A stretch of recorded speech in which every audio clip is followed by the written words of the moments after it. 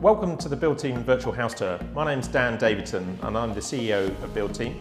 Founded in 2007, we're now in our 13th year, and we design and build side return extensions and loft conversions across London.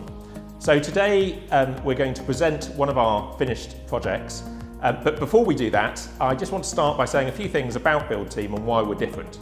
So really, firstly, we offer a two-stage process. So that means that you can come to us for design, for the build, or indeed for both. We also have an in-house design department that's based here in Clapham upstairs, and for all clients that come for our design service, you'll have a dedicated designer assigned to your project, and you'll work with them as your point of contact through the design phase. And thirdly, we offer a full project management service. So that means that we will assist you in the delivery of the project right from the outset through to completion and ultimately snagging. And after that, we offer you a full 10-year guarantee for the structure of the build.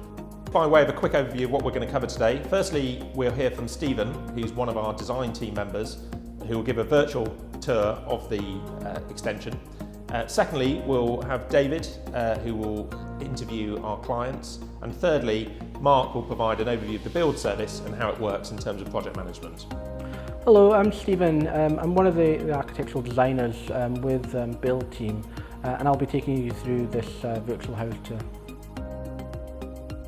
Today we'll be going through Thorpedale Road regarding the existing floor plans, as well as the proposed floor plans, and eventually leading on to the tour. Ground floor plan is a typical Victorian terraced house regarding the original property, with the outrigger and the kitchen to the rear, and with a modest garden, which is typical of a London Victorian terrace house, to the back.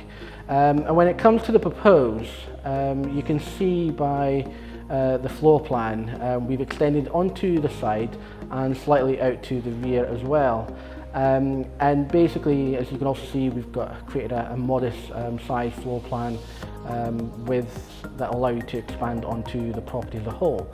Now, leading on to the virtual tour itself, you can see as you enter the property, the corridor is quite a long, dark corridor at times. And as you lead down into the hallway, down the stairs, on one side we have the WC, on the other side we have the utility. Each is accessible by pocket doors, which is a space saver, which is quite often used within these type of properties. And then before we lead into the main space, we also have a fire door, which is a swing door, and that's for fire regulations, of course. So when we go into the actual extension itself, you can see we've got a long island in the middle of the property, and on one side we have the main kitchen. On the other side we have the lovely dining table with the bench along the wall, which is quite useful for a kind of storage space, and great for the kids as well.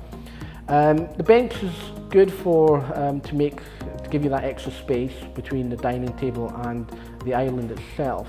And then, as you can see to the rear, we have the Crittall doors that open up the space in more kind of traditional style, and then in the ceiling we have the Velux windows, along with the inflected roof light that allow you to get light into that middle room.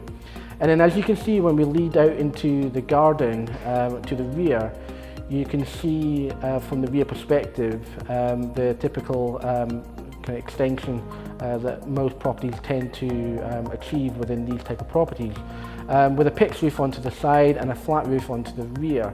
And the main reason for the pitched roof on the side is really to be considerate with your neighbours in regards to impact. So it's just keeping that in mind when you go to do your own extension in the future. And now let's head back inside, and then we can pass you on over to the next person, David, who will be able to go through the next part of the tour. Okay? My name is David. I'm one of the architectural designers here at Build Team, and I'll be asking the homeowners of this beautiful extension a few questions. How has the extension and internal reconfigurations changed how you and your family use the space?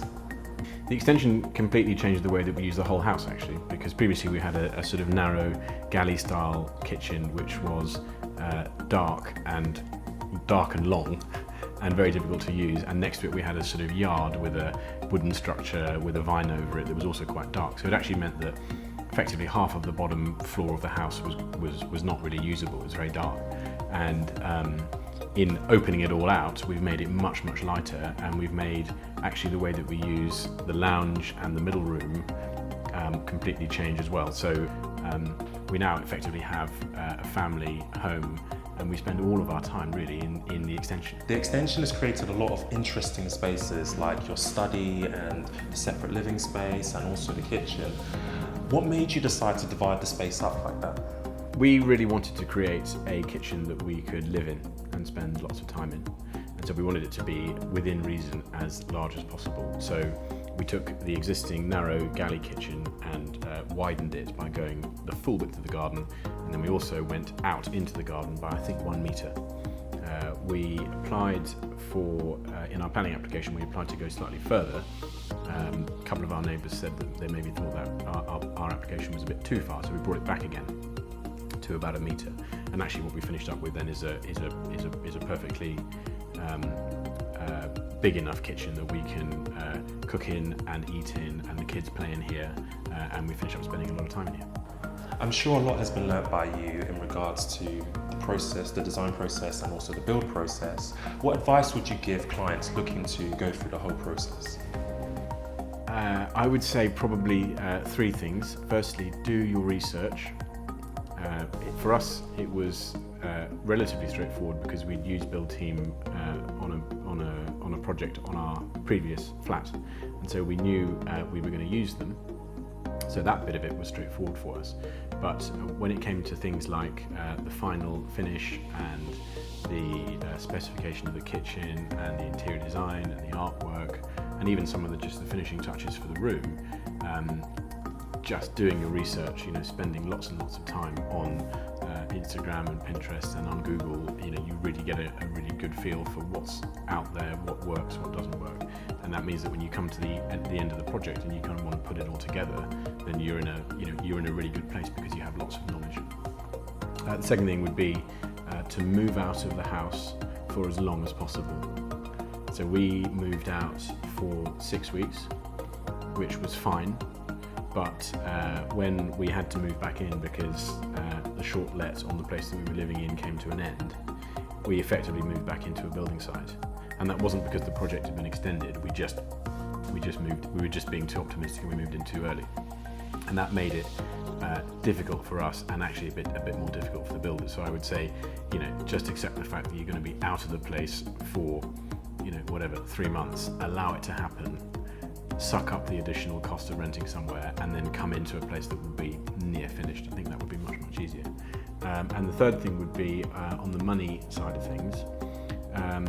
We on both projects that we did with Build Team, we found that the initial quote finished up being very close to or exactly the same as the amount that we paid to Build Team, and that was a very important factor for us. We had heard of lots of people who have bad experiences with builders who quote an amount and then the finishing spend is much, much greater.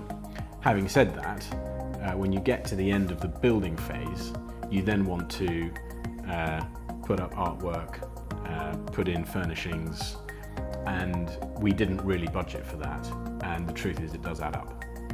The final question, if you were to give advice to your younger self, what would it be in regards to designing this extension? Just go for it, because it has completely transformed this house.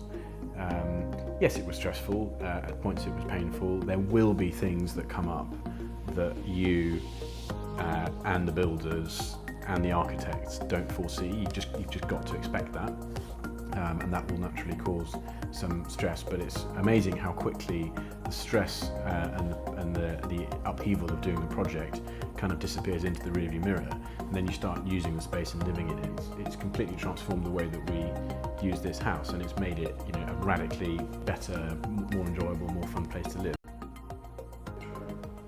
Hello everybody, my name is Mark Eden and I run the construction arm of Build Team. Once we have your technical drawings sent down from design, then we work on a build proposal. And once your build proposal is accepted, we will then start to book in a meeting where you can meet your team, your foreman, and we can work on the build formalities. Throughout the build phase, we will be on hand to walk you through the build process. It's a 10-phase build process. We have the 10 phases start with strip out and site setup and complete with close down and snagging. And the project manager will guide you through all of those stages. Our hand-in-glove relationship with design means that any changes to your designs through the build process is handled seamlessly and is done free of charge. We have a 10-stage payment plan aligned with the 10 build stages, and it's not until the stage is complete and the project manager has signed off and certificated that any payment is due to the contractor.